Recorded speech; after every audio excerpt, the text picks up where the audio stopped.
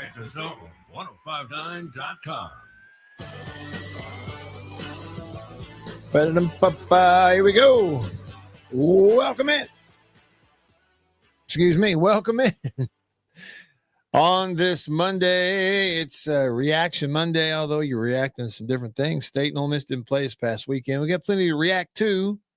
I watched 2 whole football games. When I say whole, I mean just about every snap of 2 whole football games this weekend, and I'm excited to tell you about it.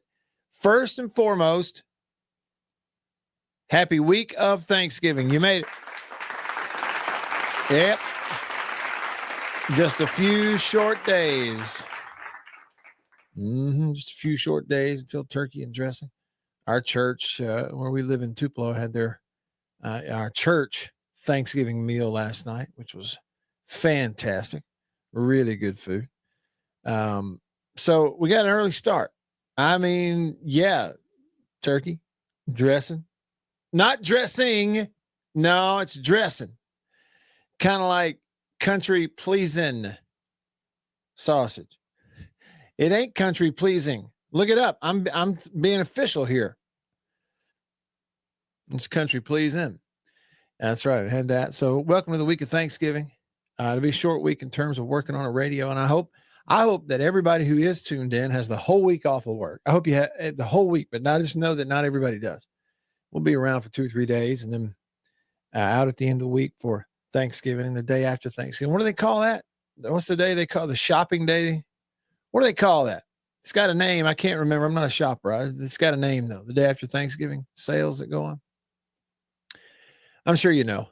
Anywho, welcome in on this beautiful Monday. Now, I don't know if it's going to be, I don't think it's going to be a beautiful Tuesday. Rain and all that stuff. But I think I know it's a beautiful Monday. Cooling off. It's going to be really cold at the end of the week. Anyhow, excited to be back with you on the show. In the Bureau, the Farm Bureau Insurance Studio. Farm Bureau, go! With the home team. They are your home team at Farm Bureau Insurance all across the great state of Mississippi. You can be a part of the show in lots of different ways. You can comment on the live stream if you're on Facebook or YouTube. I always love hearing from you there. So just type in a comment wherever you are.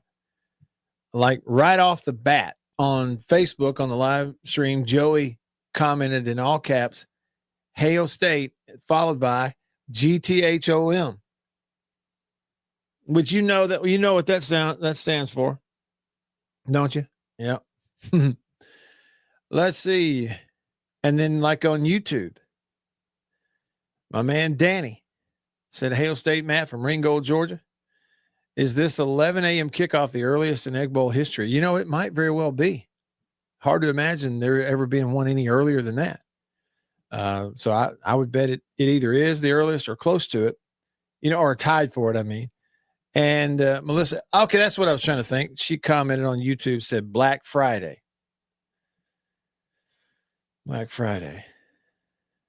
She said Egg Bowl and Hail State. I couldn't think of it for some reason. I knew it had a name other than day after Thanksgiving. And let me just say, too, before we go too much further, I'm going to give you the number to text and call. We'll get on in here and see what we get into. Hey, but tip of the cap, big, huge rivalry win for Jackson State this weekend. It beat Alcorn. I watched every single play of that game.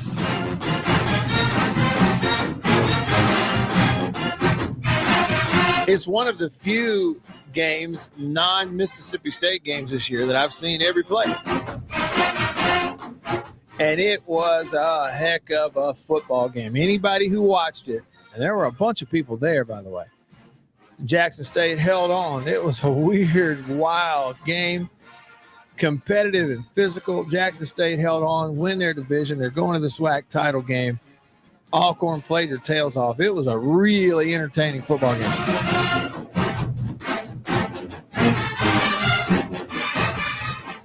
All right, so text me on the Country Pleasing text line. The number to text is 885-3776. 601 number, 885-3776. Call me on the all-new Junction phone line. Number to call is 897-1059. Got it? 897-1059. Give me a shout. Love to hear your voice.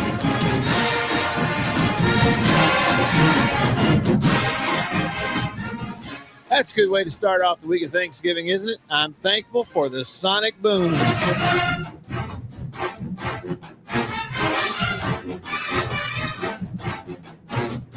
Bum, bum. Oh, and listen. Yeah, I forgot. Since the last time we were on the air, the statement from Keith Carter came out. Seems like a long time ago, doesn't it?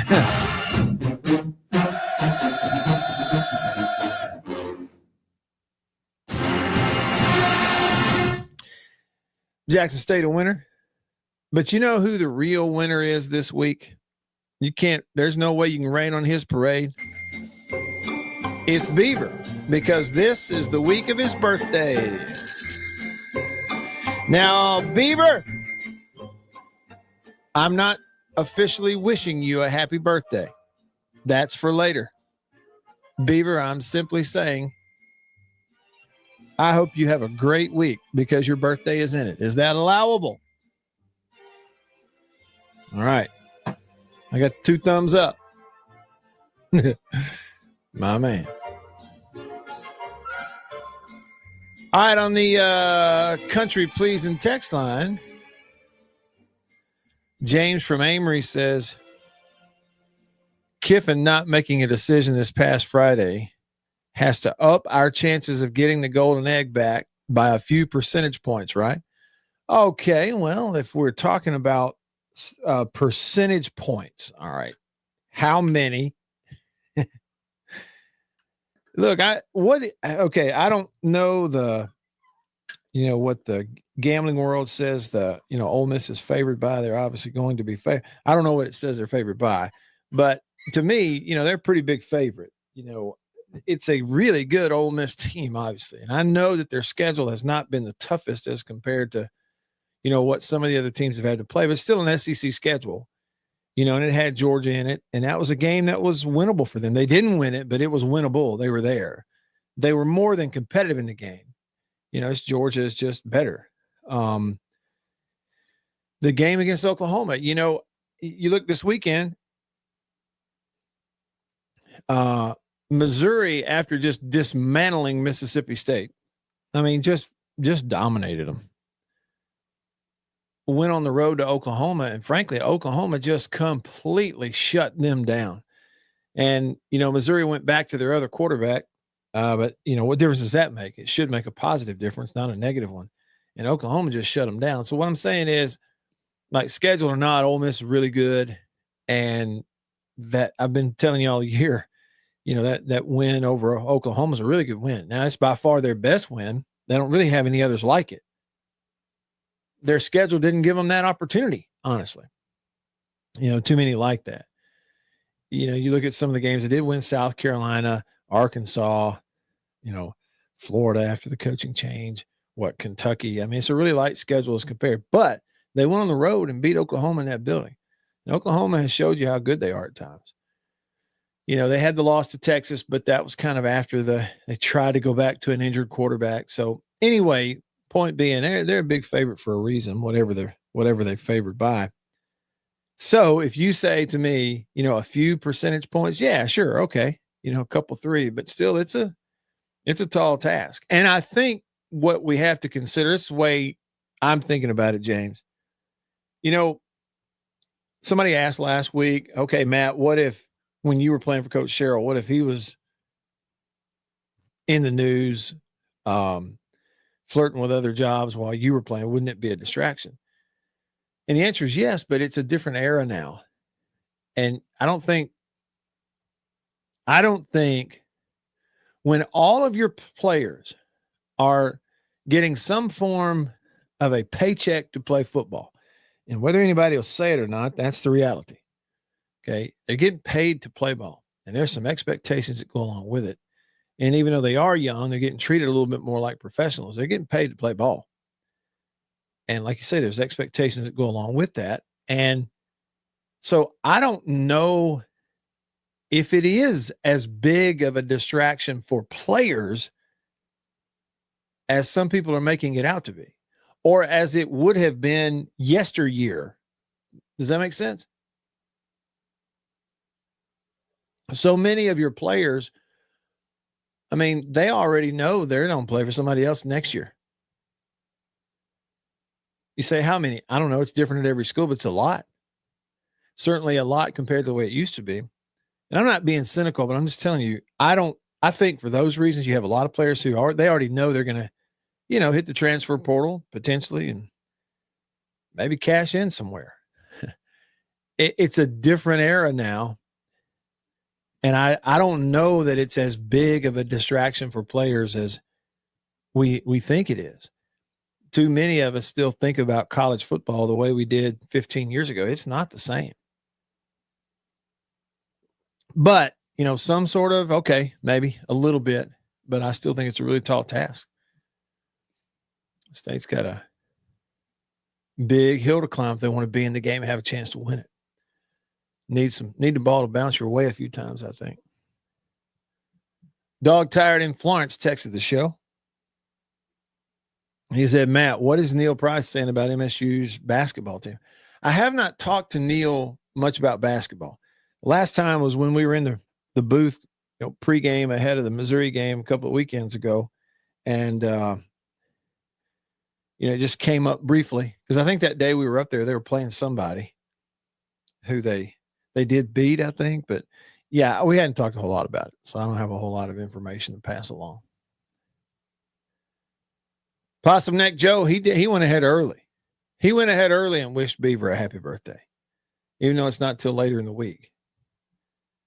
Sent us a picture of Lane Kiffin. He sent Beaver a picture of Lane Kiffin for his birthday. I guess this is that's your birthday present, Beaver. Jason in Flagstaff. More pictures of those mountains, man. I love seeing that. He's in Flagstaff, Arizona. He said, same here. Beautiful, toasty 50-degree day out after a cloudy start. Snow melted down here before becoming a nuisance, but not on the mountain yet. He said, I know Beav enjoys my Arizona weather reports.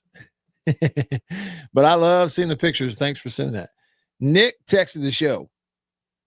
He said Auburn finally decided to start their star freshman dual threat quarterback, and he had 5 TDs in the first half.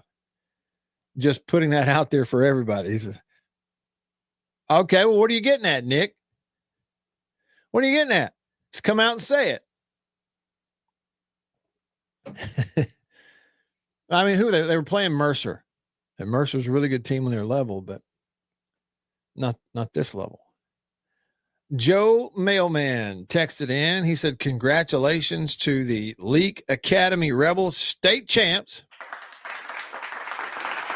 over Tri-County Academy, 25-24. Caden Stovall kicked a 27-game winning field goal with 2 seconds left. I saw the video of that. It was great. Great celebration and everything. Hats off to the state champs. Several teams won.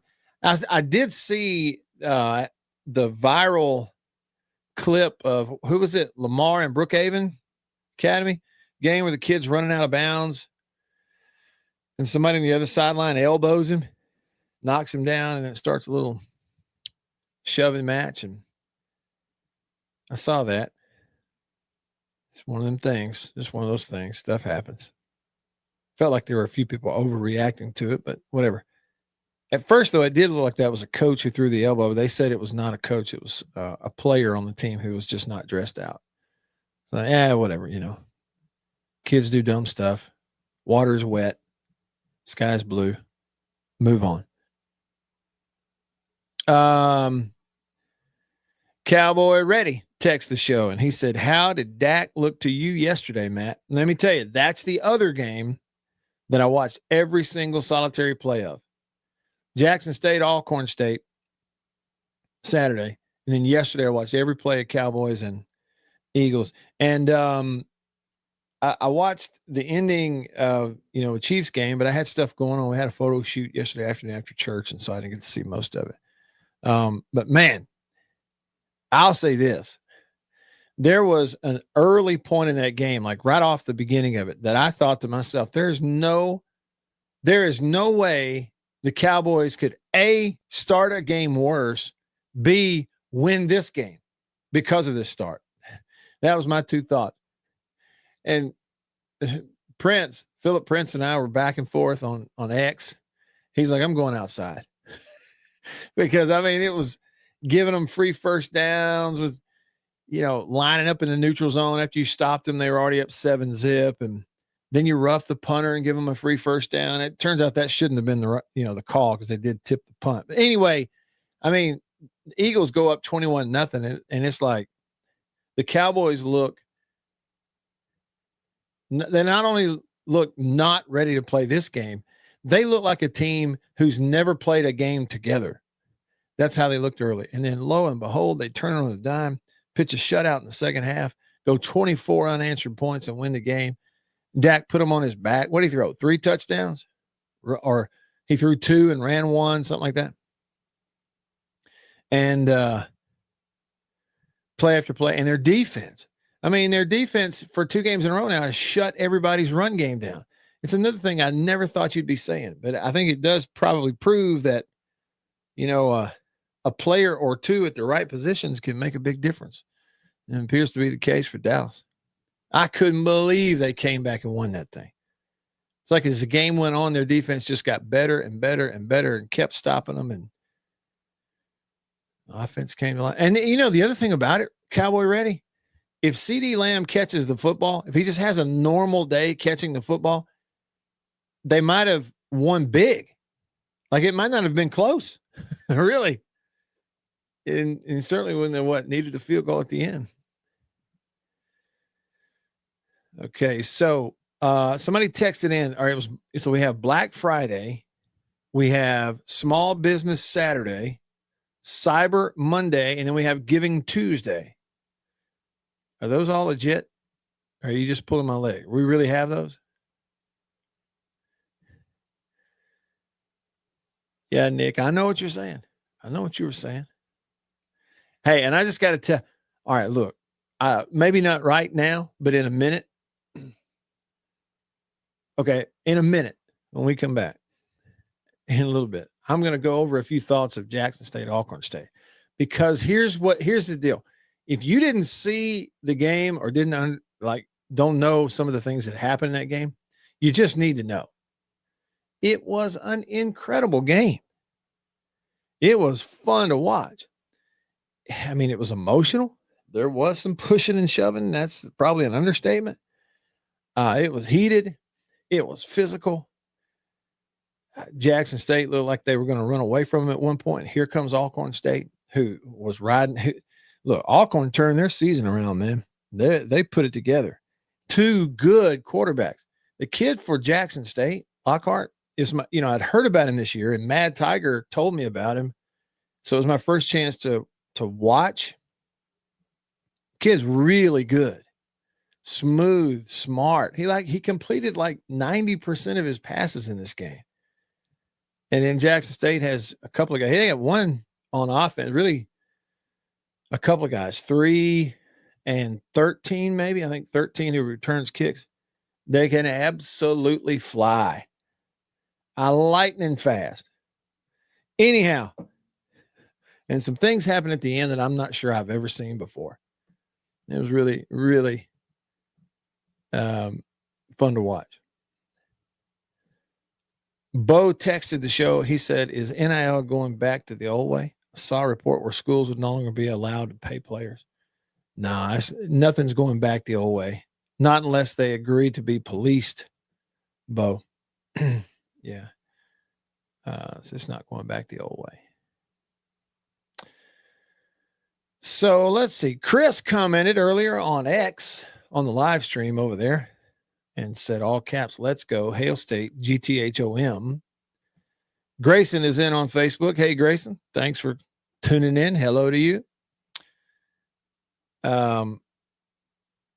Yeah, we're talking about it, Danny. I think 11 a.m. is the earliest kickoff for an Egg Bowl. I don't know if there's been any others at 11, but I know there won't have been any that kicked off any earlier than 11 a.m. That's for sure. Hail State fan said, thanks for the show, Matt. It's a good listen while I'm out helping my mail carriers deliver packages. And he says, can we stop the Rebel run game? Well,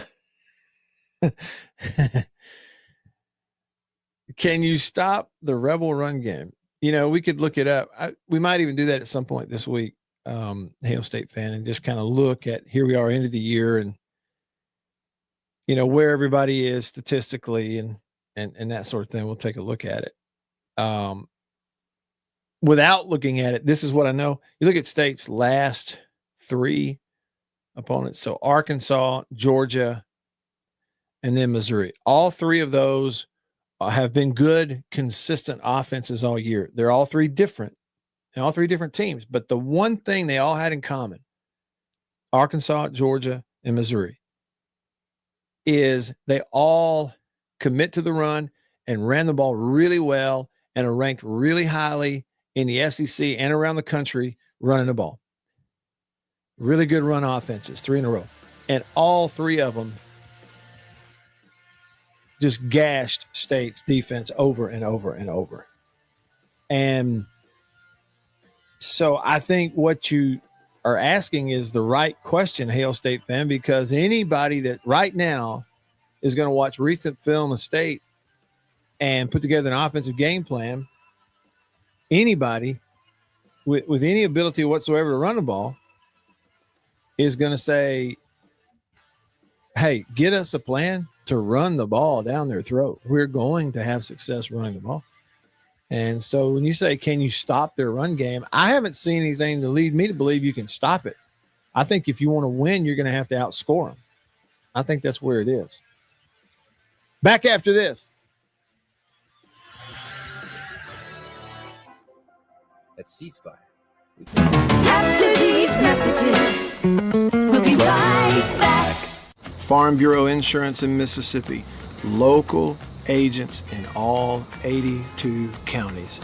So here's what that means.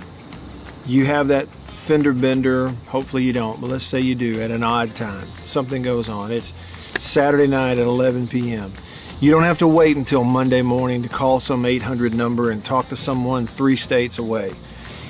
You've got your agent's phone number right there on your phone because you go to church with him. Your kids go to school together. He lives right down the road. You see each other at the ball games on Friday nights. So it's personal with your local Farm Bureau insurance agent in all 82 counties in this entire state. And if anything does arise and you need to, run it up the chain or up the flagpole, the home offices for Farm Bureau Insurance are in Jackson, Mississippi.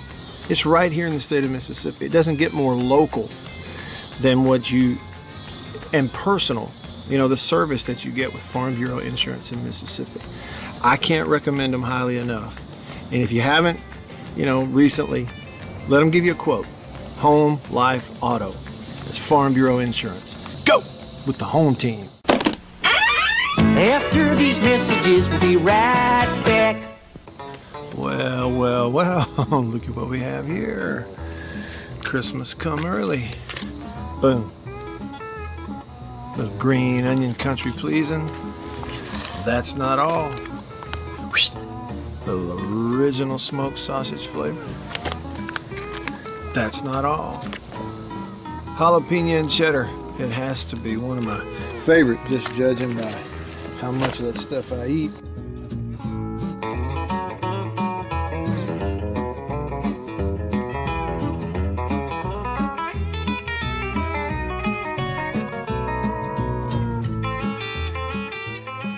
Oh, can't forget. Andouille. Don't be saying andouille, it's andouille. And last, but not least, pork and pineapple. Bun size, 3 links, bun size. Look at that right there. Be careful. Come on with it. It's mine. Come here, jalapeno. Oh, that's all mine. Country pleasing sausage.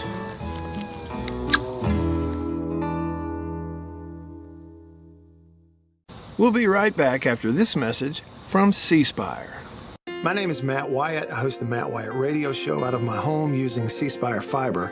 And when we hit the road as a family, Matt's show goes with us, thanks to 𝐐spire Wireless. Its ultra-reliable nationwide network lets me broadcast live from anywhere. And never miss a moment that matters. Connecting you to what inspires you most on 𝐐spire's blazing fast 5G network. And right now, get your choice of free phone. That's customer inspired. That's 𝐐spire. Y'all like coffee? I know you do. Check it out. Little High Point Roasters from New Albany, Mississippi. That is the breakfast blend. It's a whole bean. And if you notice, that's how much I've had already. Brazil Oberon. Not Ogeron or Orgeron, you LSU. No, Brazil Oberon. That ain't all. We got that. What flavor is that? Papua New Guinea grade AA. Bring it on. High Point Roasters, New Albany, Mississippi. Roast it right there. That's whole bean. One more. I got more. On the Zone 105.9 and worldwide at thezone1059.com.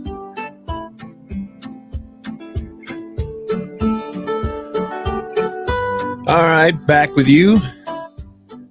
Rolling along here on this Monday of the week of Thanksgiving. Here we are. Gene says on Facebook, Dak had an amazing game. I mean, he really did. And the one turnover in there, but did a lot of really good things. It was just impressive. It's one of those, you don't see it a lot, especially not in the NFL, where one team's up as big as they are, 21-0, especially a good team like the Eagles. And then a game just totally turn momentum, just do a 180 and go the other way. You don't see it a lot. I couldn't believe it. After it was over, I said, y'all check on Prince now. Philip Prince, check on him. He said he was going outside. I hope he saw that. Gary comments on YouTube, says, Hail State. Back at you, Gary. Gene says, is MSU looking at Nash Morgan? I don't know, in terms of who Nash is being recruited by. I just know he's a really good athlete, comes from a football family. He's played a ton of football for Warren Central too.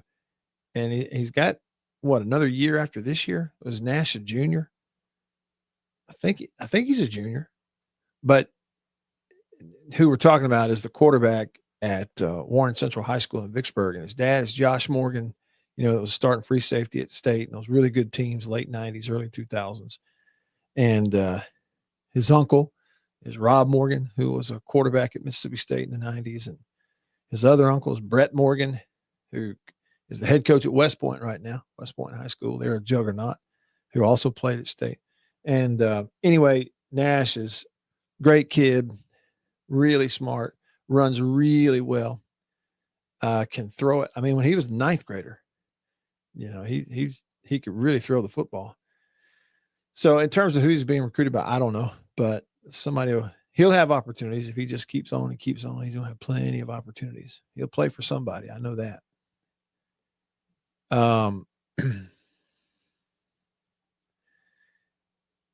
So it was Nick who was pointing out what Auburn did. Nick texted earlier and said, Auburn finally decided to start their star freshman dual threat quarterback, and he had 5 touchdowns in the first half, just putting that out there for everybody. And then Joseph says on Facebook, what Nick's trying to say is Shapen would have been benched weeks ago, or should have been benched weeks ago, and Taylor should be starting. That's a fact, sir. He says, with an LOL and a Hail State. That's what I'm saying. That's why I told Nick, just come out and say it. Just come on out with it. Maybe. I don't know. We'll see what happens on Thursday.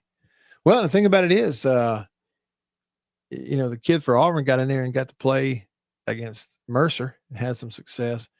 I mean, Camario's been playing against these SEC teams, having success, scoring touchdowns against them.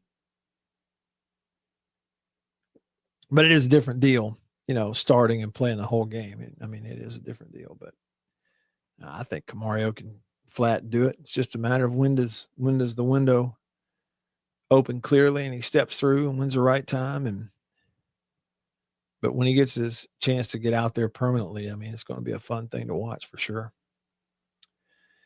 JS290 said the Eagles games are unwatchable given that the refs allow false starts in the tush push. You know, it is, but that's not only that. Their normal mode of operation offensively includes their guards standing up, looking around while the center's over the ball, and the guard gets a signal from Jalen Hurts, a quarterback, on when to snap it, and then slaps the center on the butt to let him know to snap it while he's getting in his stance. And a lot of times he's still moving up and down when they snap the ball, and you can't do that especially when you have somebody else in motion, right? But they don't call any of that stuff. They let them get away with it. So they're not being really sticklers. But I don't know. Maybe you win a Super Bowl, you get to do whatever you want to do. Man, for all I know. Cowboy Ready said, yeah, you're right. CD has been dropping the ball lately. I mean, I don't know what it is. It's like he's got to be wide open and nobody around him for him to catch the football. I mean, and part of it is too, I don't know if he's hurt, but he's not using his hands. He's letting it get into his body. And it's like, I don't know what CD Lamb's deal is. Just drop after drop. It's like it's got to be perfect or else he don't catch it. I don't know what's going on with him. Unnamed texter says, Matt, since this is an early kickoff Friday morning, what's your favorite catered breakfast food at Davis Wade? Okay. It's always and always has been for 11 a.m. games. Man, it was always a breakfast deal because for working press, pretty much everywhere you go, and I've been doing it for a decade and a half, is 2 hours before kickoff. So like if you have a 6 p.m. game, they put the food out at 4. If you have a 3 p.m. game, it's around 1. 11 a.m. game, the food's coming out from between 9 and 9:30.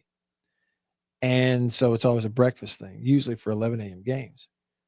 Or it had been in the past. But everybody's feeling the pinch of revenue share and pay the players. And so they really cut back on stuff like feeding, giving free food to the media.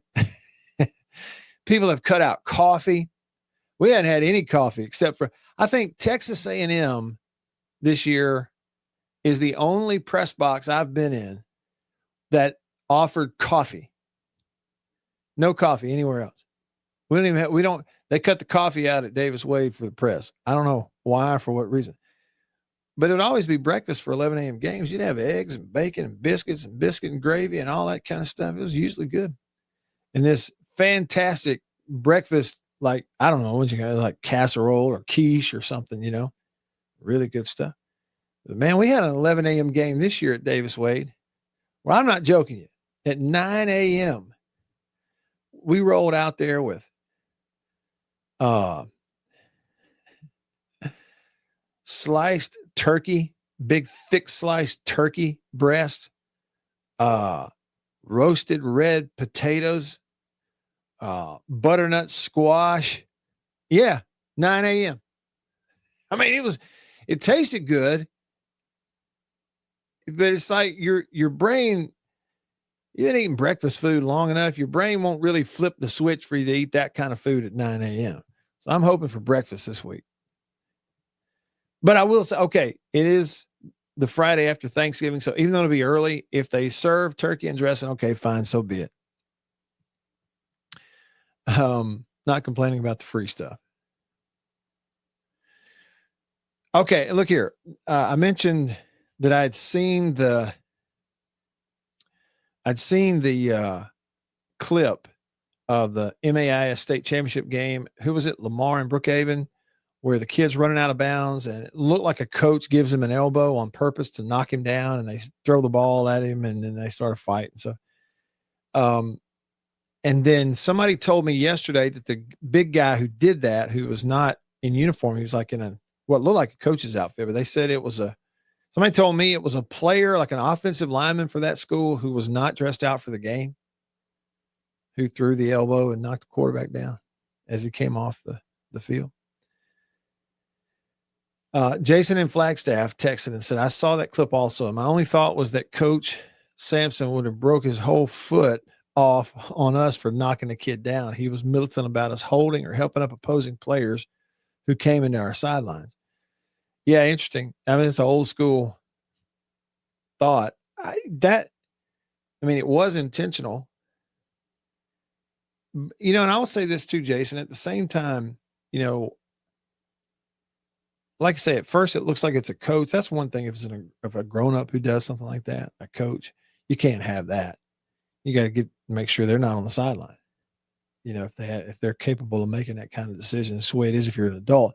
But if, like I was told yesterday, if it actually is maybe an offensive lineman who's injured and he's dressed out in the coaching outfit, he looks like a coach, but he's not. Okay, I hate it. Kids do dumb things. He shouldn't have done that.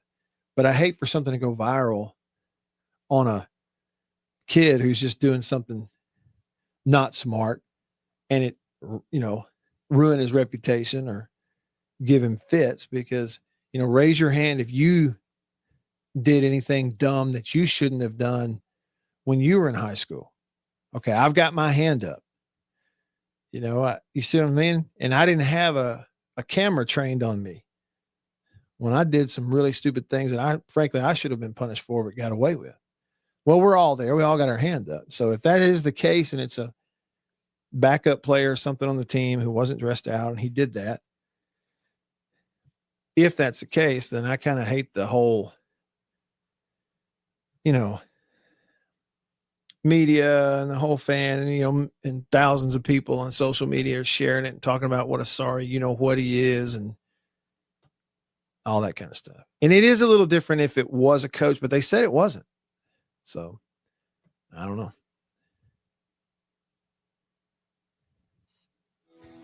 Hey, I'm with you, Lewis. Lewis says on YouTube, all my dumb stuff was before there were cameras everywhere, thankfully. Hey, that's one good thing about being of a certain age, isn't it, Lewis? We didn't have cell phone cameras back then. Thank the Lord. Okay. Rolling along on this Monday. I'm Matt in the Bureau, the Farm Bureau Insurance Studio. Farm Bureau, go! With the home team. More of your comments, your texts on the Country Pleasing text line coming up. Phone calls and whatnot. Happy week of Thanksgiving. Happy week of the Egg Bowl. Back after this.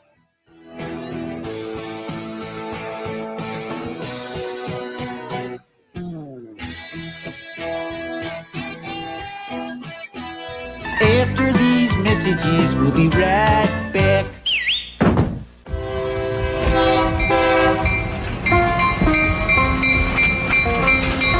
The Junction Deli's Convenience Redefined and Prince Oil Company, a match made in heaven. The Junction Deli, fueled by Prince Oil Company. Prince Oil Company has been fueling Central Mississippi since 1960. It's a pretty good little while. Wonderful people. Man, am I ever more tickled that they're a part of the show and I'm a part of their team now. As you know, if you listen to the radio show, I've been to the Junction in several different places around the state. I've bought gas just like you at a lot of places that are fueled by Prince Oil Company, and they are really wonderful people. By the way, that brand spanking new Junction Deli, Chevron, right across the highway from Germantown High School. It's in Canton. We say Gluckstadt.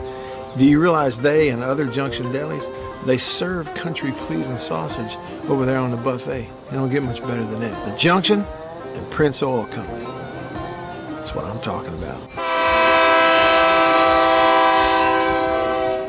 We'll be right back after this message from C Spire.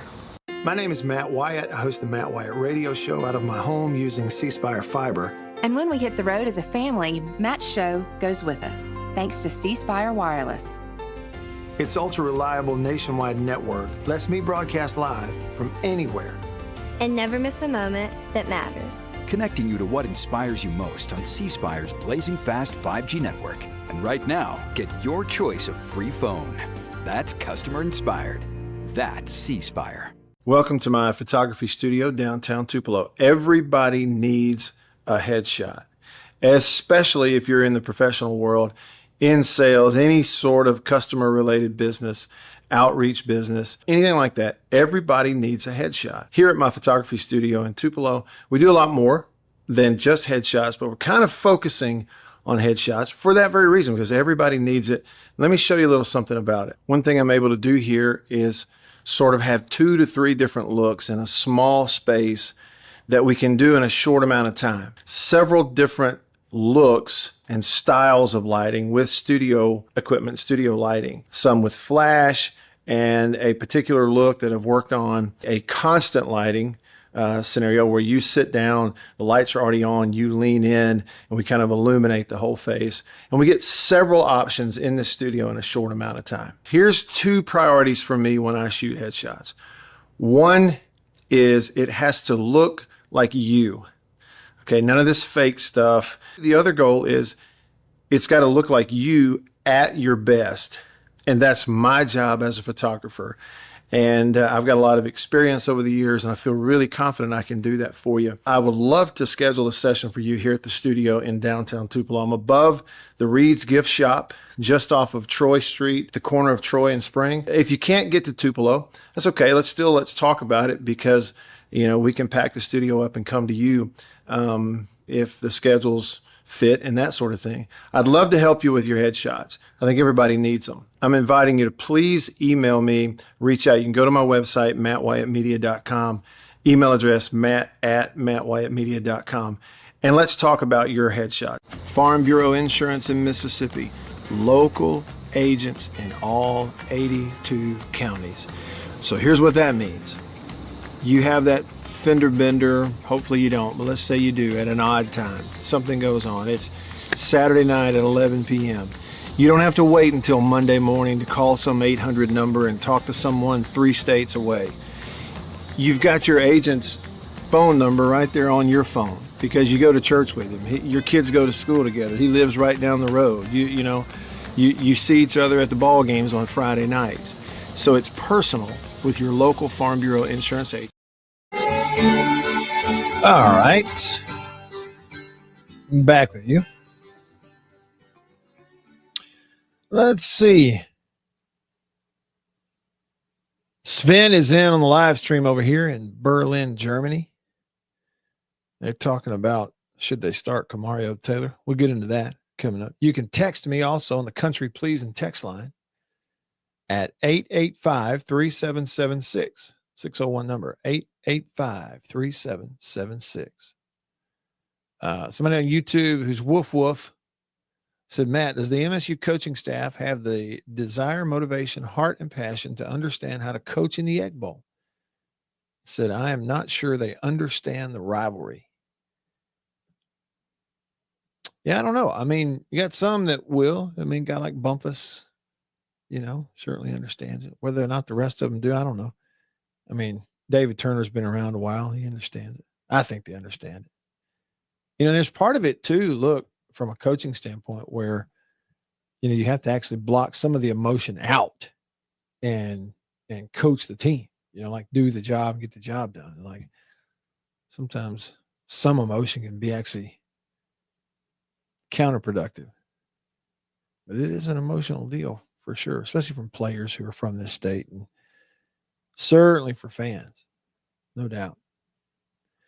He went on to say, if Levy is smart, he should start quarterback Camario Taylor in the Egg Bowl, but I doubt this coaching staff is humble enough to admit their mistakes. And that's from Woof Woof on YouTube. Let's see. Earl in Madison texted the show and says, Matt, that was definitely either a coach or at least a grown man of 35 plus or so on the Brookhaven sideline who gave the Lamar quarterback the shove. Then the QB proceeded to overreact. Luckily, they still won without him, and 2 others were ejected.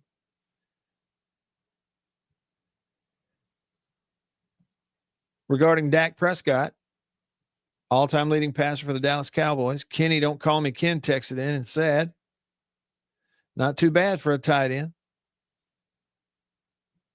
Yeah, we won't ever let him live that down, will we?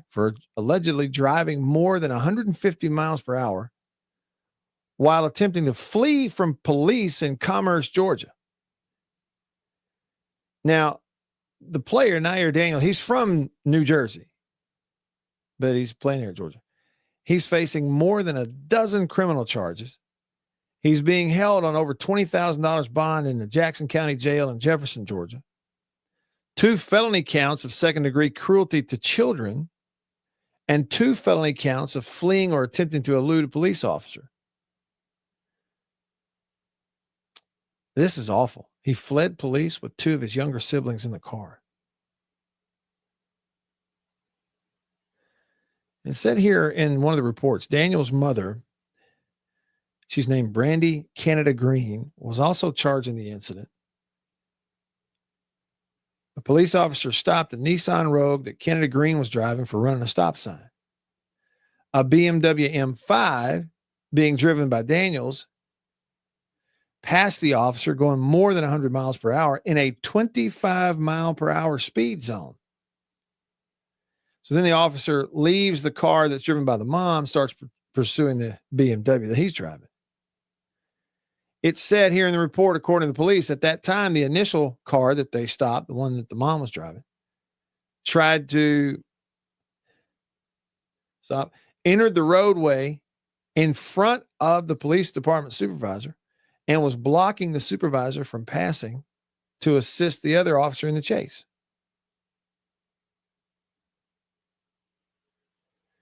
For a minute there, police lost sight of the player driving a BMW, which the report said traveling more than 150 miles per hour once he got on I-85. When they lost sight of it, the pursuit stopped. At one point during the chase, according to the report, the mom, Canada Green, called her daughter in the BMW and told her children to stop running from the police and bring their back to commerce.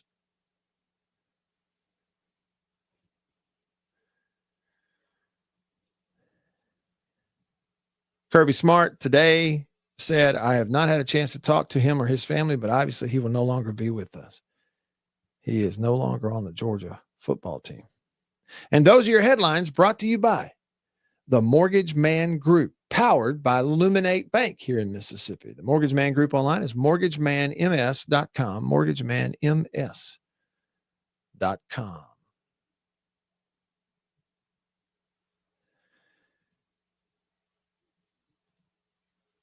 J-Rock texted the show. Country Pleasing text line said, thanks, Matt, for giving up pregame coffee so that we can buy some more overpaid players. Yeah, but I didn't choose to. It's just not there. I've been looking around. Where's the coffee? There is no coffee. Now, regarding that incident we're talking about where the kid in the championship game for Lamar runs off and somebody on Brookhaven sideline elbows him. Bill texted the show, said, Matt, the kid who initially gave the quarterback an elbow, knocking him down, may have been a player. However, those three grown men in blue shirts that jumped all over the quarterback when he retaliated were most definitely coaches. He said, that's the part that was awful and shameful to me. The player in street clothes threw an elbow, knocked the quarterback down. Quarterback jumped up, retaliated by throwing a ball at him. Not what you want to see, but he says, not a big deal. Those three grown men coaches jumping on that QB when he retaliated said that was disgusting.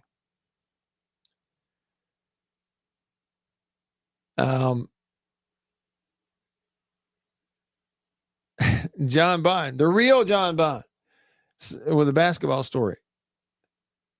I hit a ref in the back of his head with the basketball after I got hammered, knocked off my feet, and he called me for walking. Not funny, but it is funny.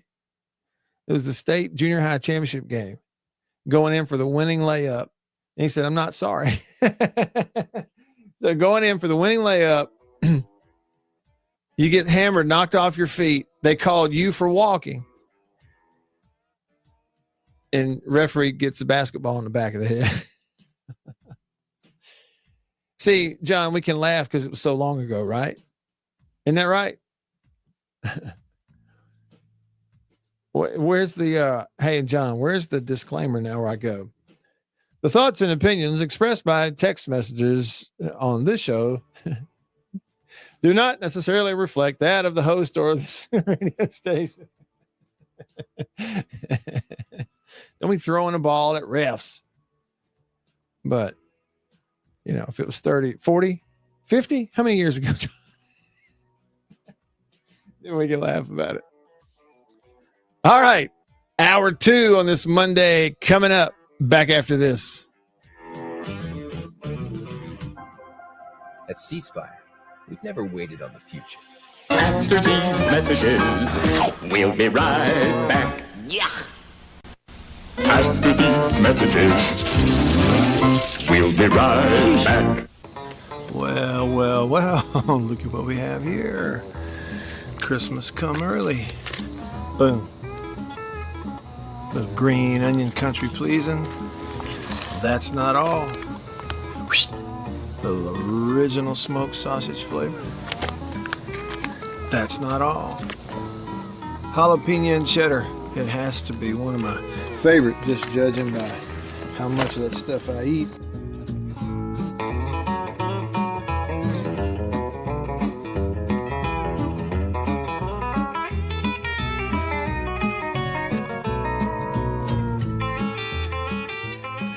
Oh, can't forget. Andouille. Don't be saying andouille. It's andouille. And last not least, oh, pork and pineapple, bun size, 3 links bun size. Look at that right there. Be careful. Come on with it. It's mine. Come here, jalapeno. Oh, that's all mine. Country pleasing sausage.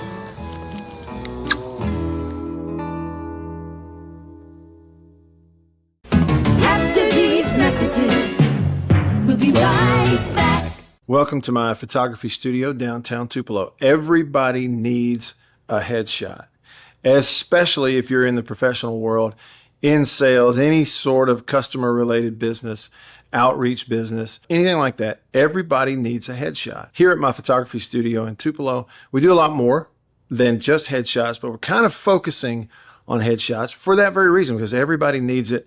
Let me show you a little something about it. One thing I'm able to do here is sort of have 2 to 3 different looks in a small space that we can do in a short amount of time. Several different looks and styles of lighting with studio equipment, studio lighting. Some with flash, and a particular look that I've worked on, a constant lighting scenario where you sit down, the lights are already on, you lean in, and we kind of illuminate the whole face. And we get several options in the studio in a short amount of time. Here's 2 priorities for me when I shoot headshots. One is it has to look like you. Okay, none of this fake stuff. The other goal is it's got to look like you at your best. And that's my job as a photographer. And I've got a lot of experience over the years, and I feel really confident I can do that for you. I would love to schedule a session for you here at the studio in downtown Tupelo. I'm above the Reed's Gift Shop, just off of Troy Street, the corner of Troy and Spring. If you can't get to Tupelo, that's okay. Let's talk about it, because we can pack the studio up and come to you if the schedules fit and that sort of thing. I'd love to help you with your headshots. I think everybody needs them. I'm inviting you to please email me, reach out. You can go to my website, mattwyattmedia.com, email address matt@mattwyattmedia.com, and let's talk about your headshot. After these messages, we'll be right back. Farm Bureau Insurance in Mississippi, local agents in all 82 counties. So here's what that means. You have that fender bender, hopefully you don't, but let's say you do at an odd time. Something goes on. It's Saturday night at 11 p.m. You don't have to wait until Monday morning to call some 800 number and talk to someone 3 states away. You've got your agent's phone number right there on your phone because you go to church with him. Your kids go to school together. He lives right down the road. You see each other at the ball games on Friday nights. So it's personal with your local Farm Bureau insurance agent in all 82 counties in this entire state. And if anything does arise and you need to, run it up the chain or up the flagpole, the home offices for Farm Bureau Insurance are in Jackson, Mississippi. It's right here in the state of Mississippi. It doesn't get more local than and personal, the service that you get with Farm Bureau Insurance in Mississippi. I can't recommend them highly enough. And if you haven't, recently, let them give you a quote. Home, life, auto. It's Farm Bureau Insurance. Go with the home team. 800-298-2007. Progressive knows when you own a boat or RV, it's like you're automatically on vacation, even if you're actually a marriage counselor in the middle of couples therapy. After these messages, we'll be right back. Hey y'all, Matt Wyatt here. Each week on the Mississippi Outdoors Podcast, we talk with the people who live it. Hunters, biologists, game wardens, local celebrities, and storytellers that know Mississippi better than anyone. Those bass come up there and attack them. You know how mean bass can be there. You're never going to believe this. Matt Wyatt just talked about your deer on the radio. I said, what did he say? He said, it was Photoshopped. And I said, what? They don't know anything about hunting. They just have never had that right, that freedom. Dude, that's us, man. That's what we do. So tune in. Be inspired, and we'll see you outdoors.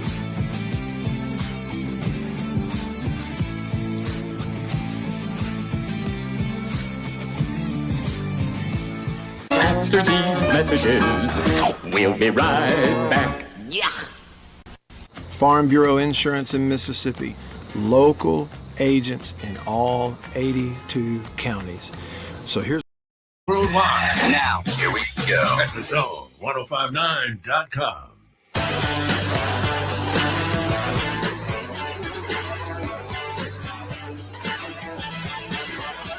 Here we go. Hour number 2 of the show with you on this Monday. I'm Matt in the Bureau, the Farm Bureau Insurance Studio.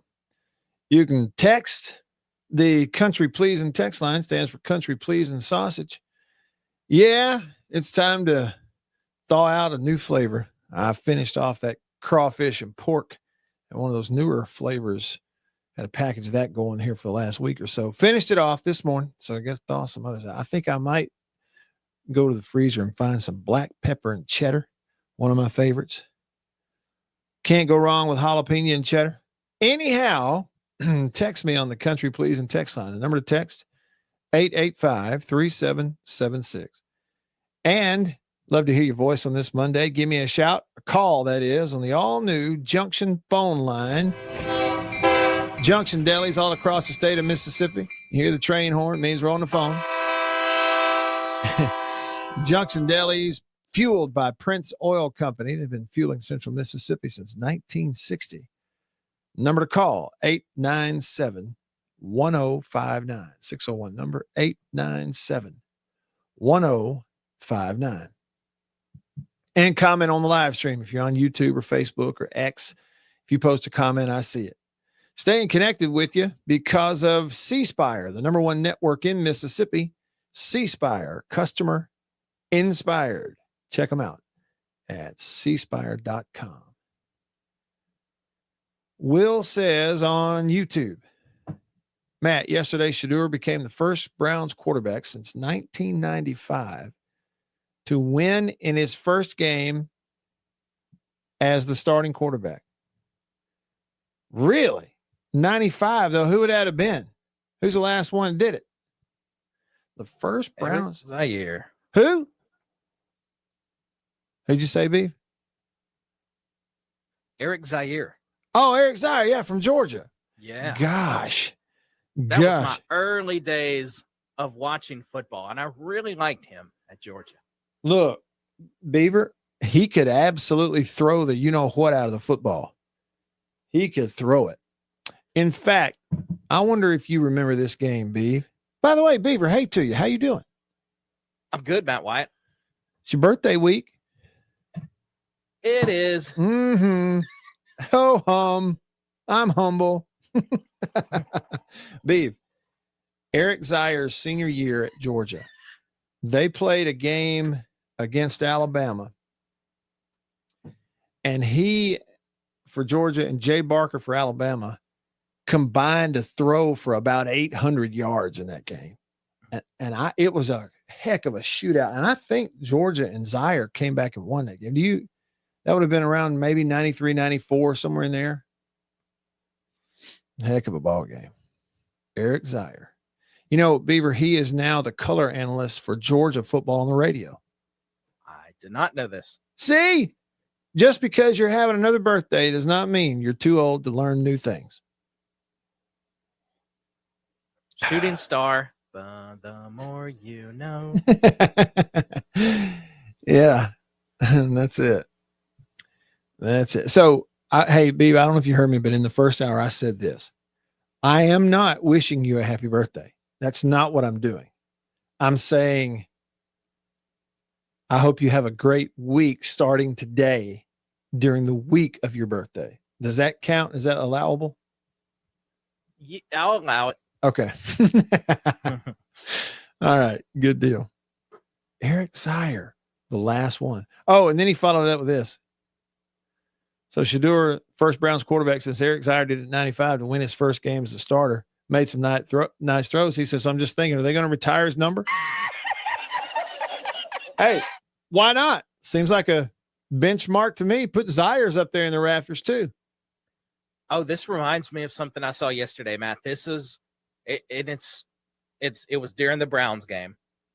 I thought this was, of all the graphics that CBS and Fox and all that they throw up on the screen during these games, this was one of the best ones I think I've ever seen. Okay.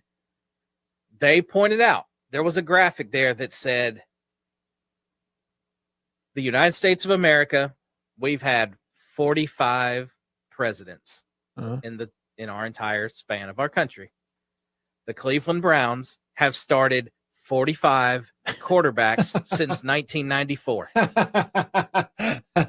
Since 94. That's great. That is quite a few, Beaver. That is quite a few. Gosh. Okay, Beav, of all the teams in the NFL, we're going to try to get it. Let's get as honest as we can get with this. You think about the word hapless. You think about just just cellar dweller, bottom feeder, who is the one franchise in the NFL, if we had to come up with and decide, is the cellar dweller and bottom feeder of the NFL. Who is it? It's so close between the Browns and Jets. Yeah. You know, the Jets are okay. You know, obviously, we always talk about how horrible of an owner Jerry Jones is. Rightfully so. Yeah. He's an idiot. Yeah. He's pretty terrible. But I think Woody Johnson, the owner of the Jets, is right there with him as just a horrible, a putrid owner. We don't talk about that nearly as much. It's a really good point, Dave. You know, it's a really good point. Why? Okay, it's like if we could ask the greater public that is, you know, always, you know, calling out Jerry Jones and everything for his deal with the Cowboys. How can you do that and not at the same time almost really put Woody Johnson in a category of his own with the Jets? It's like, why would he get a pass? For at least the Cowboys are competitive from time to time. You know, that's a really good point. I would think it's the Jets, but maybe the Browns are there too. Good call on that, though. Retire Shadur's number. Had a good game. Won his first start. Retires number. Danny asks me on YouTube, Matt, what is the most memorable Egg Bowl in your opinion? Well, for me, it would be 99. I was a senior that year. You know, it was a competitive game. You had the ball at the end, you know, Ole Miss made a pass attempt. Robert Bean makes a play on the ball. It gets tipped up in the air, picked off by Eugene Clinton, the interim head coach of the Brandon Bulldogs now. Eugene returns it, and then a brilliant move. Talking about a team guy. Returns it into field goal range and then gets out of bounds. Is not trying to go score. He doesn't stay in, just steps out. And yeah, and then, you know, Westerfield goes out. An excellent snap from my old roommate and the best man in my wedding, Paul Mooney. The hold put down by my now brother-in-law, Rob Morgan, and then kicked through by, you know, maybe the nicest human being on the face of the earth. And I really mean that. I'm not even being facetious. Scott Westerfield, who boots it through, and you win the Egg Bowl that year. And so it was a dramatic deal. It was that was our 9th win of the year.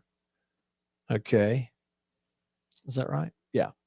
You know, at home, senior night, dramatic win it, 9th win of the year. You go on to the Peach Bowl and win 10 games by beating Clemson. So to me, that's it. That's the one that stands out. Most memorable. I had a front row seat for it. I didn't have anything to do with any of it, but I had a front row seat for it. The pick and the kick. Okay. This guy on YouTube, Woof Woof, said it's officially called the pick and the kick. Okay. 99. That's the one that stands out to me. Yeah. All right, let's see here. Oh, one more thing. Back to this. Hey, Beaver, I got a question for you. This is one of these have you ever seen questions, all right? I want you to think about in all your years of watching football, high school games, college games, pro games, any football games. And Beaver, you've seen what we call the victory formation at the end of the game, right? Mm-hmm. Where a team has the lead, the other team can't stop the clock, and all you have to do is get in victory formation. You take a snap, you take a knee, you kill the game and run the clock out. It's called victory formation, where you have protectors behind the QB. Ever in the history of your years, Beaver, watching football, have you ever seen a team in the victory formation trying to just take a knee, fumble the ball to the other team out of the victory formation? Have you ever seen that? Yeah. Didn't this happen very recently? I can't remember. Well, the game. Okay. Well, here's what I'm saying. Until the Alcorn State, Jackson State game this Saturday, I had never seen it. You're right. It seems like it happened maybe like in an NFL game, Beaver. But I don't know exact details on it. Okay, but I'm saying until Jackson State, Alcorn State this Saturday, I had never seen it. Did you catch wind of any of these details, Beaver? Or am I telling you this for the first time? No, I haven't heard anything about that game. Listen, buddy. 27-21 is the final. You know, Jackson State's leading that division. I think they went in at 6-1. A win for them sends them to the conference championship game. Alcorn State, they're at 5 wins going into that game, trying to get to 6 wins and just finish out the year. It's kind of their ending of the year, but they had gotten hot at the end of the year. They were like on a 4-game win streak or something like that. And it, so hear me out. Jackson State is up 17-0 at the end of the first quarter. I watched every play of it, and I'm thinking they're fixing to blow the roof off this thing the way it's going, and it's going to be just a bloodletting. It's 17-0 at the end of the first quarter. No, sir. Alcorn State comes roaring back into the game. Cut it to 10 points, was about to go in and score right before the half to cut it really close right before half. And they turn the ball over. It gets, it's a high snap. That's what it was. They were like on the goal line, Beaver, on offense going in. They're in the shotgun, fixing to cut it to 17-14 after they come roaring back. Center snaps it over the Alcorn State quarterback's head. It goes all the way out to midfield. There's a kid for Jackson State who had a brilliant move. Instead of going for the football, he got in front of and basically blocked the quarterback for Alcorn where he couldn't get there, and so that it allowed a teammate to pick it up. And it was 24-7 at halftime. Is that right? Yeah, 24-7 at halftime. It winds up 27-21 because it was that close. Alcorn came out, went right down the field and scored to start the second half. There was it was really emotional. Anyway, all that to say there was lots of things that happened in the game. But get this, Beef. Comes down to the end of the ball game. All right. It's a 1-score game, 6 points.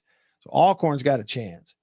And Jackson State stopped them on 4th down with like a minute and 9 seconds left. Like a minute, 9 seconds left. Jackson State, all they got to do is go out here and take a knee in victory formation. And their quarterback, Lockhart, who he's in the shotgun most of the game, he gets under center. He's got the protectors. They snap the ball. It goes squirting between his legs. Everybody goes, "Humble ball!" Everybody's just, what? And an Alcorn State player who's blitzing off the edge jumps on it, recovers it. They fumbled the victory formation, give it back to Alcorn. They're within, throw it to the end zone range. So then on what is like the last play of the game, there's 9 seconds left. Alcorn heaves it to the end zone. It could be a Hail Mary, could be, boom, it gets batted down, hits the ground, celebration starts, players running on the field. In the south end zone of Jackson Memorial Stadium, they fire all their fireworks, boom, boom, boom, up in the air. And the officials are like, no, everybody get back. Everybody get back. There's 1 second left. And it was only like second down. So see, Alcorn's now got another play with 1 second left. Undoubtedly, they're going to do the same thing and heave it to the end zone. Jackson State had already started the celebration. They fired all of their fireworks. Alcorn gets another play. You should have, after fumbling, bless his heart, after fumbling the victory formation snap, and then after thinking you'd won, and now you got to line up and do it with 1 second left, you should have seen the look on Coach T.C. Taylor's face. Bless his heart. He was like, I cannot believe this is happening right here. I can't believe this. And they did. They got everybody back in place. They don't have any more fireworks to shoot.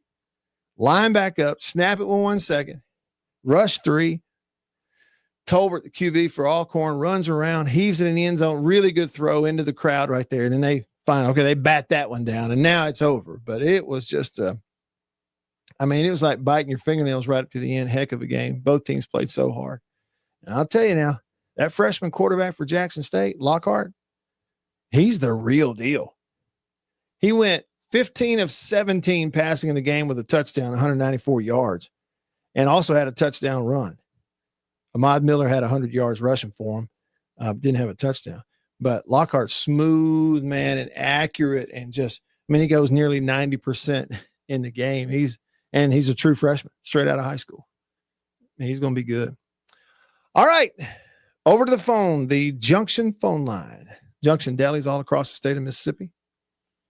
Fueled by Prince Oil Company. On line 1 of the Junction phone, none other than Brando. What's up, Brando? Mad White. You catch him on 105.9 the zone. I got you. Not much. Happy week of Thanksgiving to you. Hey, same to you, man. We got a lot to be thankful for. Thankful for you and Beeve and the shows. Hey, real quick, this just out on Twitter X, Lane Kiffin to Kentucky. Hey, Matt, let me ask you a question. Did you see this high school coach grabbing the Old Brook Brookhaven helmet? Did you see? What are your thoughts on that? I know that games get heated, but to me, that's an absolute no-no. Yeah. We were talking about it a little bit earlier, Brando. I don't know the people involved. So I had somebody yesterday tell me that the big guy on the sideline who initially threw the elbow and knocked the opposing player down was not a coach. It's a player who was just not dressed out for the game. And Jason and some others made the point that it's not, if that's the case, if that was just a young guy who he shouldn't have done it, hit an opposing player on the sideline, but it's not a big deal. That, the bad thing is that you do have what appear to be coaches who then go in, you know what I mean? And sort of escalate as opposed to breaking it up or whatever. I don't know. What do you think? It's that, that's just across the line. If that would have been my son, I probably would have been out there on the field. I don't know. It's a lot of mixed emotions. I hope you guys have a great Thanksgiving. Go out there and, if nothing else, one day a year, be kind to somebody. Be kind to somebody less fortunate than we are, and there are a ton of people out there like that. And go do something nice, not because it'll get you to heaven, but just because it'll make you feel better. I promise you. Attaboy. Thanks, Brando. NWR Mike texted the show. He said, Matt, the first shove was a kid, but after he threw the football, 2 different Brookhaven Academy coaches went after the player at that point. They had no reason to put their hands on him. Yeah. And don't you think it's like one of these, you hear that phrase, do the next right thing in terms of decision making, just do the next right thing. It's one of those examples of everybody doing the next wrong thing, right? So here goes opposing player running out, and a player who's not dressed out kind of leans in on purpose and elbows him and bam, knocks him flat of his butt as he's going out of bounds on the opposing sideline. So that's wrong thing number one. Wrong thing number two, I know you're mad, okay, but he gets up and he's going to throw the football at the guy who knocked him down, but instead of hitting him, he hits an innocent opposing player right in the back of the head with it. Boink. So there's wrong thing number two. So then you got these actual coaches who see an opposing player throw a ball at one of their players, even though it's not who he's aiming at, hits him there. So then they do wrong thing number three and go in on a kid. And like we're basically, you know, putting our hands on an opposing player. It's like wrong thing after wrong thing after wrong thing. And it really escalated from there. So that's kind of how it looked. Grumpy texts the show. What's up? Happy early Thanksgiving to you, Grumpy. He said, Matt, Grumpy doesn't know if you caught any of the Leak Academy Tri-County Academy game last Thursday on the Brian Eubanks Network, but it was most entertaining and exciting. With Leak coming back and kicking a field goal, 2 seconds left to beat the two-time defending champ, Tri-County Academy, 25-24. He says, but Matt, the super treat at the end of the game was Jake Wimberly's hair interviewing the winning coach, Brian Pickens. So Jake didn't do it, but his hair did, huh? And Grumpy said he and the missus are in Starkville enjoying terrific lunch at Taste today. Hello, baby. Hope y'all have a great day up there. All right, rolling along. Hour two here in the Bureau, the Farm Bureau Insurance Studio. Comments, texts, and phone calls coming up. Stick around.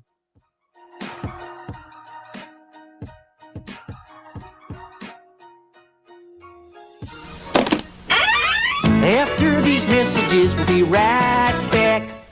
Hey, y'all, Matt Wyatt here. Each week on the Mississippi Outdoors Podcast, we talk with the people who live it. Hunters, biologists, game wardens, local celebrities, and storytellers that know Mississippi better than anyone. Those bass come up there and attack them. You know how mean bass can be there. You're never going to believe this. Matt Wyatt just talked about your deer on the radio. I said, what did he say? He said, it was Photoshopped. And I said, what? They don't know anything about hunting. They just have never had that right, that freedom. Dude, that's us, man. That's what we do. So tune in, be inspired, and we'll see you outdoors.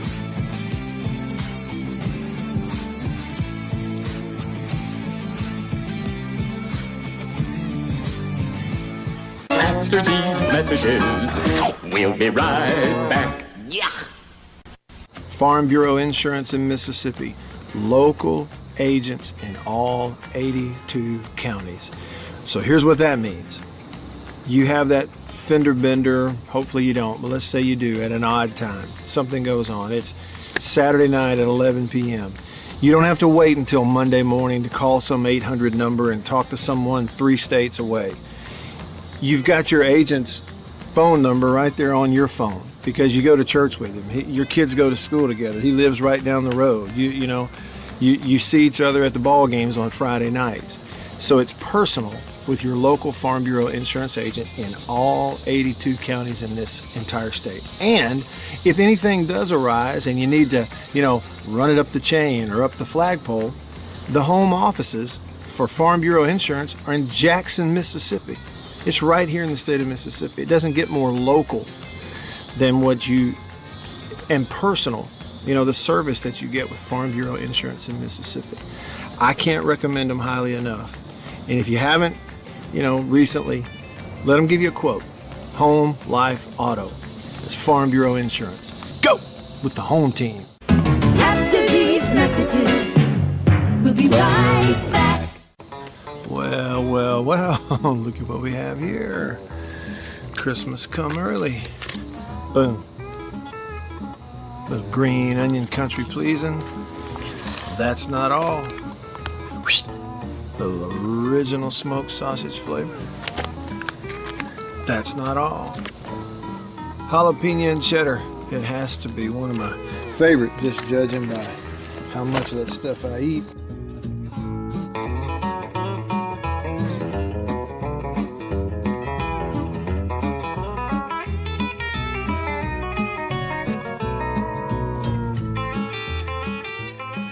Oh, can't forget. Andouille. Don't be saying andouille, it's andouille. And last, but not least, pork and pineapple. Bun size, 3 links bun size. Look at that right there. Be careful. Come on with it. It's mine. Come here, jalapeno. Oh, that's all mine. Country pleasing sausage.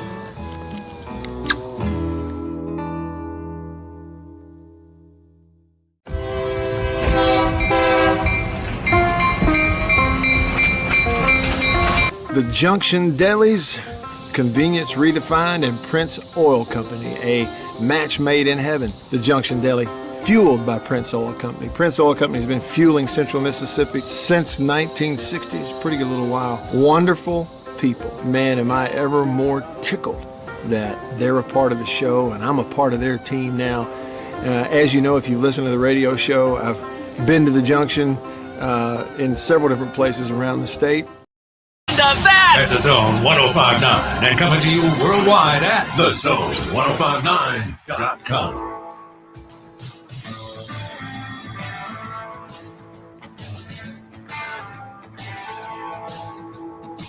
Back with you. I'm Matt. In the Bureau, the Mississippi Farm Bureau Insurance Studio. Farm Bureau Insurance, go with the home team. Press conferences going on today. Kiffin's having one. Lebby's having one. Ahead of Friday's battle for the golden egg. We've given up on that, haven't we? The whole thing of, Mr. Jack Crystal would never call it the Egg Bowl because it was traditionally going way, way back. It was known as the battle for the golden egg. And he said that I think he used to claim that some Ole Miss hack that worked for the newspaper called it the Egg Bowl and it stuck one year. So he refused to call it that. Whatever. We're giving up. Egg Bowl is much shorter. We're lazy. Yeah, right. So here we are. Jason in Flagstaff says, I don't care who starts at quarterback, how much they alternate them, whatever. I love both quarterbacks and think State can win with either or both if the offensive line plays better. That's the issue, and it has persisted for both of them. And I think I started doing it today. I didn't get finished, though, so maybe before tomorrow's show, I'll have a little bit of statistical comparison that is meaningful enough. I mean, stats, again, context here. They're like the wise old man said, statistics are like a bikini. They'll show you a lot, but not everything. So whatever they're worth, but we'll look at some of that tomorrow in terms of rush offense, rush defense, pressuring opposing quarterbacks and that kind of thing. And some of that stuff can be misleading. It's like this year when you're getting ready to play Georgia, I'm going, how is Georgia at the bottom of the league in sacks in terms of sacking the opposing quarterback? And then I talked to Coach Levy and he's like, look, don't let that fool you. They are absolutely pressuring opposing quarterbacks in a big way. And they have. You start watching film, you go, oh, yeah. I can see what he's saying. It's just for whatever reason, guys will get rid of it or other teams. I think a lot of it was opposing teams, going to such great lengths to keep their quarterbacks from getting hit because they watched the film and know they had to. And so anyway,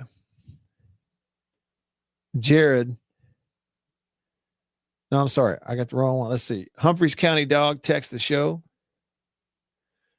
Said, someone beat me to it. What was your favorite Egg Bowl?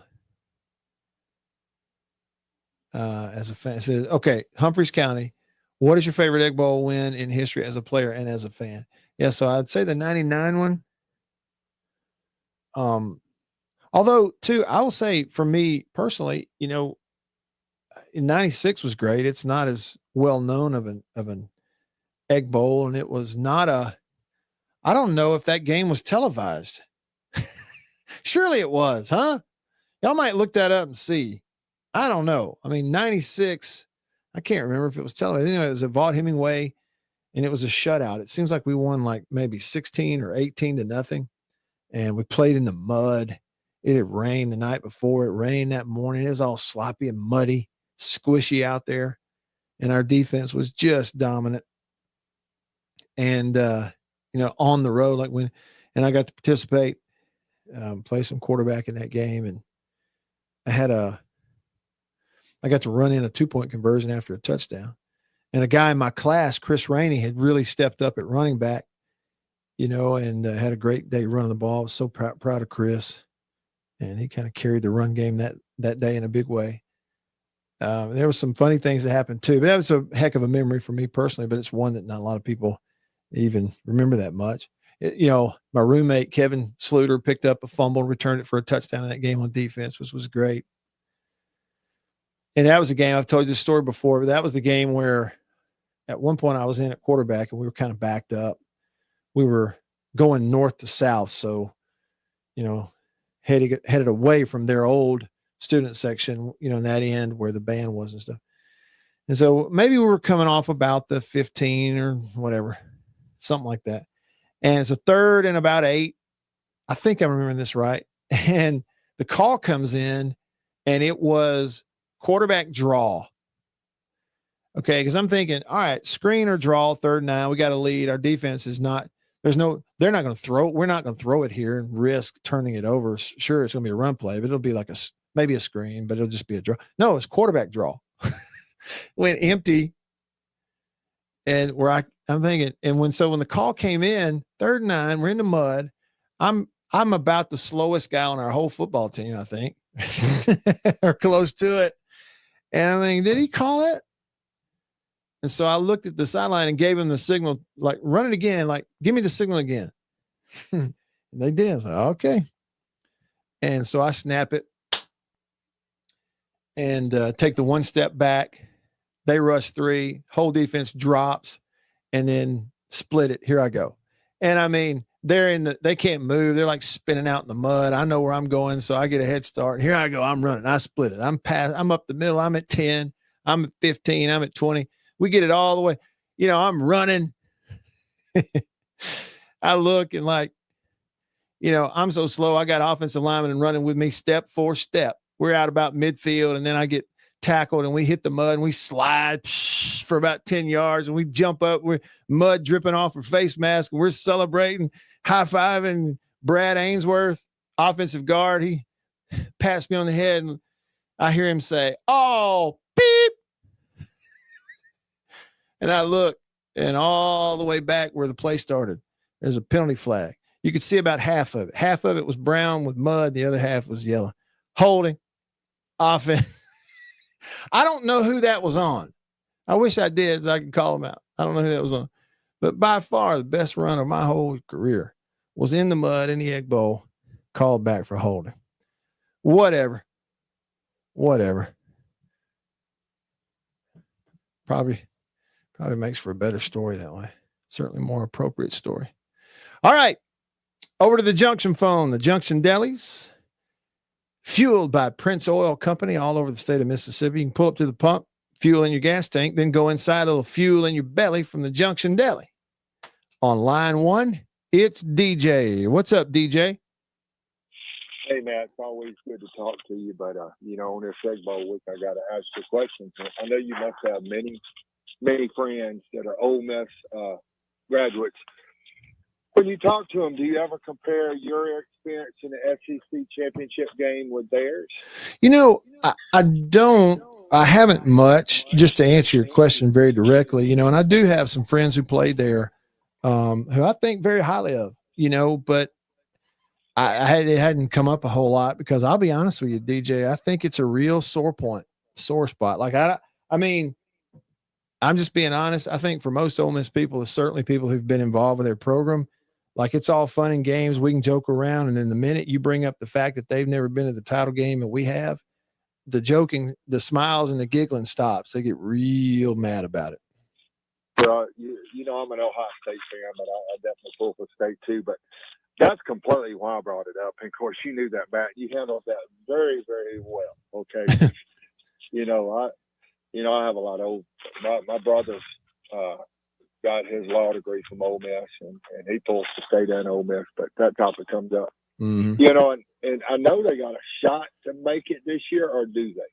I think they do.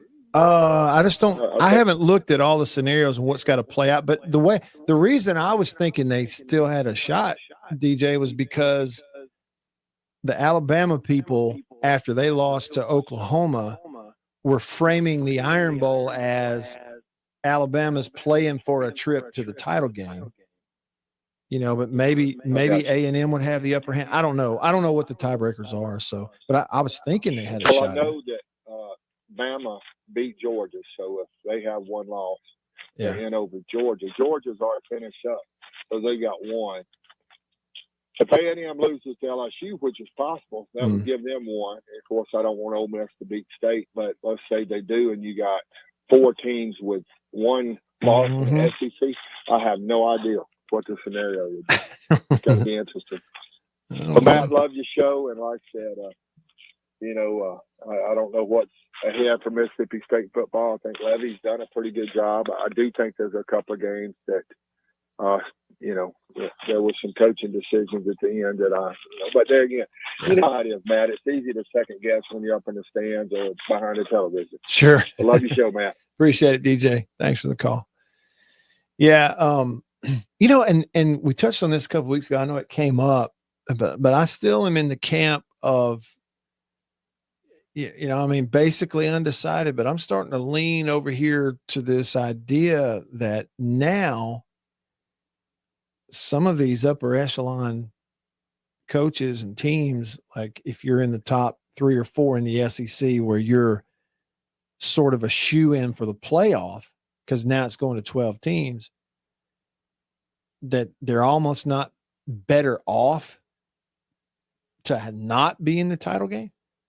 One more game to get ready for another opponent, another chance to get people banged up and hurt. So the teams that are getting in the playoff,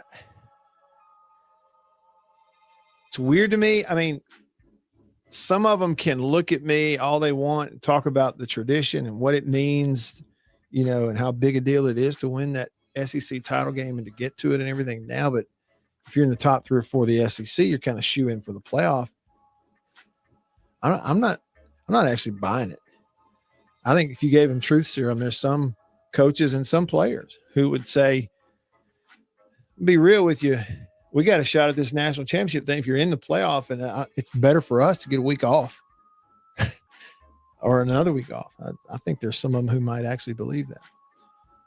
Appreciate the call, DJ, on the Junction phone. Junction Delis, fueled by Prince Oil Company. Back after this.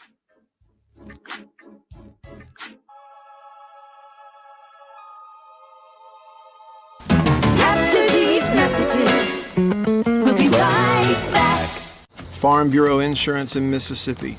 Local agents in all 82 counties. So here's what that means. You have that fender bender, hopefully you don't, but let's say you do at an odd time. Something goes on. It's Saturday night at 11 p.m. You don't have to wait until Monday morning to call some 800 number and talk to someone 3 states away. You've got your agent's phone number right there on your phone because you go to church with him. Your kids go to school together. He lives right down the road. You see each other at the ball games on Friday nights. So it's personal with your local Farm Bureau insurance agent in all 82 counties in this entire state. And if anything does arise and you need to, run it up the chain or up the flagpole, the home offices for Farm Bureau Insurance are in Jackson, Mississippi.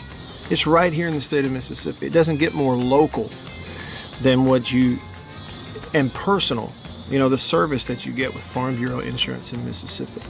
I can't recommend them highly enough. And if you haven't, recently, let them give you a quote. Home, life, auto. It's Farm Bureau Insurance. Go with the home team. After these messages, we'll be right back. Well, look at what we have here. Christmas come early. Boom. Little green onion country pleasing. That's not all. Little original smoked sausage flavor. That's not all. jalapeno and cheddar. It has to be one of my favorite, just judging by how much of that stuff I eat.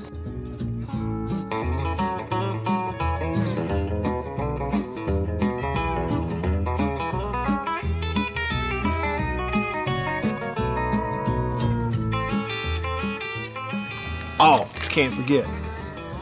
Andouille. Don't be saying andouille, it's andouille. And last, but not least, pork and pineapple. Bun size, 3 links bun size. Look at that right there. Be careful. Come on with it.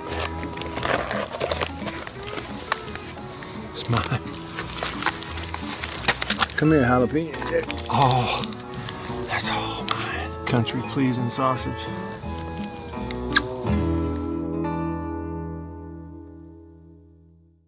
We'll be right back after this message from C Spire. My name is Matt Wyatt. I host the Matt Wyatt radio show out of my home using C Spire fiber. And when we hit the road as a family, Matt's show goes with us, thanks to C Spire Wireless. Its ultra-reliable nationwide network lets me broadcast live from anywhere. And never miss a moment that matters. Connecting you to what inspires you most on C Spire's blazing fast 5G network. And right now, get your choice of free phone. That's customer inspired. That's C Spire. Y'all like coffee? I know you do. Check it out. Little High Point Roasters from New Albany, Mississippi. That is the breakfast blend. It's a whole bean. And if you notice, that's how much I've had already. Brazil Oberon. Not Orgeron or Orgeron, you LSU. No, Brazil Oberon. That ain't all. What we got there? What flavor is that? Papua New Guinea grade AA. Bring it on. High Point Roasters, New Albany, Mississippi. Roast it right there. That's whole bean. One more. I got more.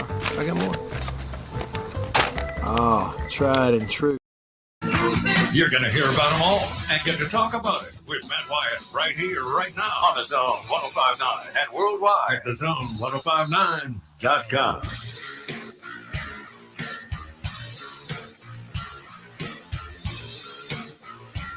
Zone1059.com. Back with you.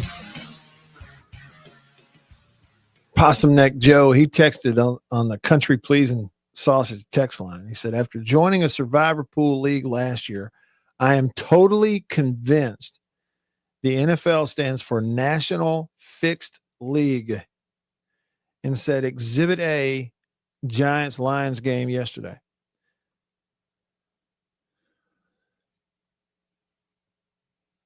I have never been able to, in good conscience, get totally in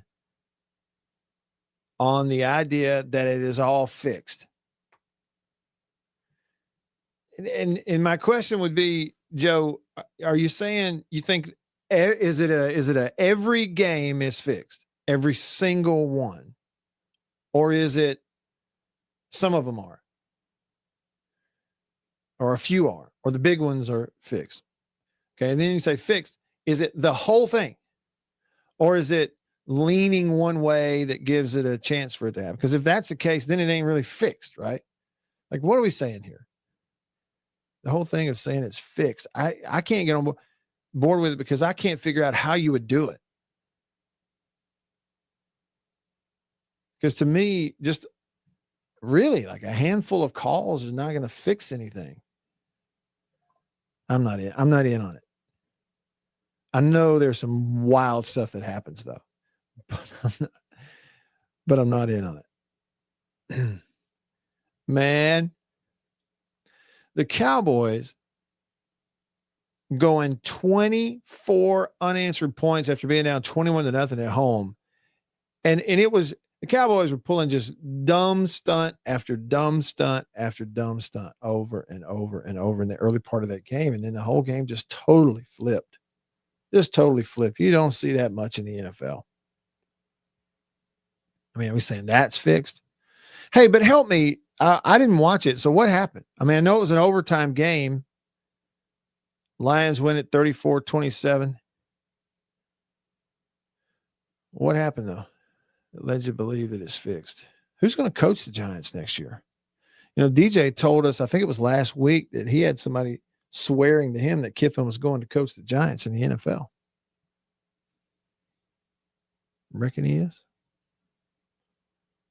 Hey, before halftime last night, Emmanuel Forbes from Grenada, Mississippi, former Bulldog at Mississippi State, got another interception for the Rams. Rams got to 9-2. They dominated Tampa. Did Baker Mayfield get hurt? Seemed like maybe he got hurt. But yeah, Forbes had another pick. I think it was like trying to heave it down the field before halftime. But anyway, did get an interception on there. And you get a Monday night game tonight. Beavers 49ers at home, 7-4, hosting the out of nowhere resurgent Carolina Panthers at 6-5. It's just a game difference between the two overall. Not a division deal, but you know, NFC deal. But yeah, could be an interesting game. You know, Mac Jones. Look, say what you want, but the Patriots have figured it out, haven't they? They're 10-2, maybe. Yep, 10-2. Yeah, I got to watch all the Cowboys and Eagles yesterday. Enjoyed that. Week of Thanksgiving. Do they continue this week with all of the, you know, midweek football? You got Monday night football, NFL stuff.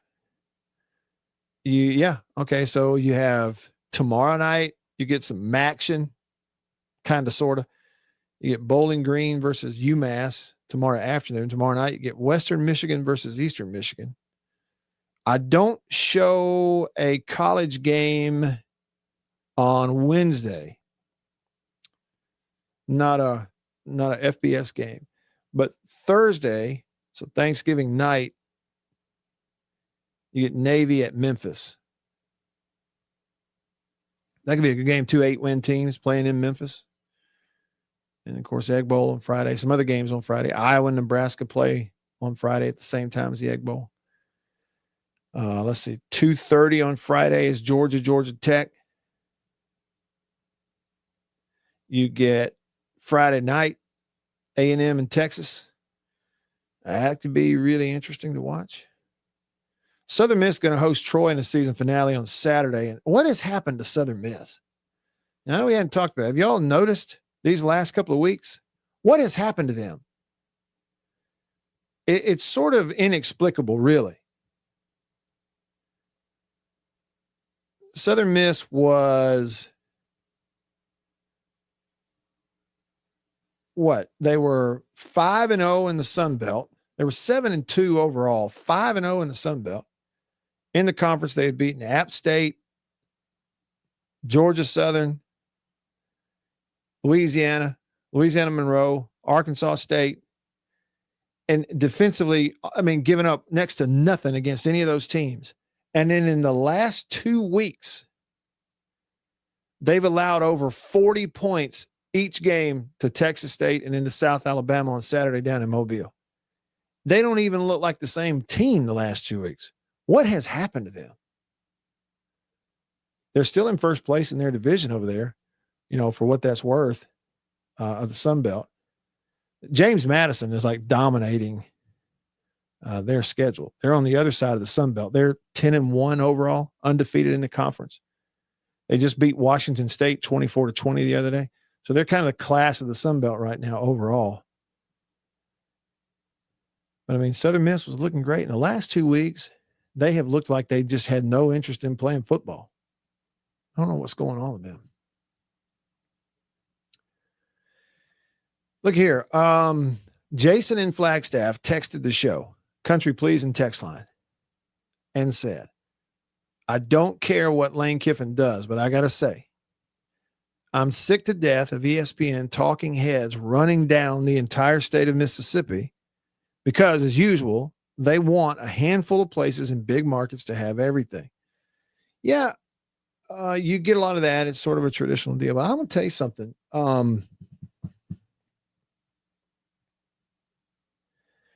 You know, Jason, I wonder what their comparison is. And what is a comparison based on? I mean, find any person, right, Jason? Because, the whole idea of beauty is in the eye of the beholder. See, there may be one person that thinks that Flagstaff, Arizona is, undesirable completely. You may have another that goes, man, I love it. It's one of the most beautiful places. And then you go, okay, well, it comes down to the individual. What are you basing your opinion and your factors on? So these media people who, they spout the same nonsense that you're talking about running down the state of Mississippi. Is it money? Okay, Jason, if all they can consider, if all a person can possibly consider is money, and frankly, there's a lot of people that's all they're capable of considering. It's like that old saying, some of the poorest people in the world, all they have is money. If that's all you're capable of considering, well, sure, there are some states that have more people, have more money. Cost of living, okay, you get paid more in some markets for certain jobs. Okay, you also cost more to live there. Okay, so, the real thinker can think through some of that stuff, but I'll make a statement for you. Again, ask any individual what they think. It depends on what a person wants, what you're looking for. What are you chasing? What kind of life do you want? One person wants something different for their life. Does that make them right? No. So you get a talking head. I'm telling you, as far as I'm concerned, there's no better place in the entire country to live than in the state of Mississippi. It's just that, frankly, my priorities are like money's way down on the list. Way down on the list.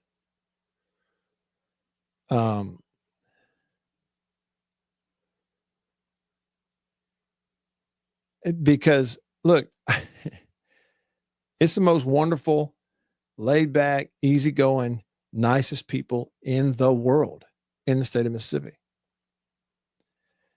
Regardless of what people want to tell you, believe about it. You know where I can go in Mississippi without being stuck in a traffic jam? Everywhere. Everywhere. Anything I want to do, I can do it in Mississippi as well or better than I can do it anywhere else.